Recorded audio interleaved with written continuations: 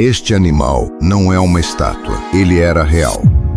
E foi encontrado em um dos lugares mais estranhos do planeta. Esse lugar é o Lago Natron, um lago localizado na África. A água dele possui uma quantidade extremamente alta de sais e minerais. E é justamente isso que torna tudo tão estranho. Quando pequenos animais morrem próximos ao lago, seus corpos podem ficar preservados por muito tempo. O resultado é assustador. Algumas aves e morcegos acabam parecendo verdadeiras estátuas de pedra. As imagens ficaram famosas no mundo inteiro e transformaram o Lago Natron em um dos lugares mais misteriosos da Terra. Você teria coragem de chegar perto dele?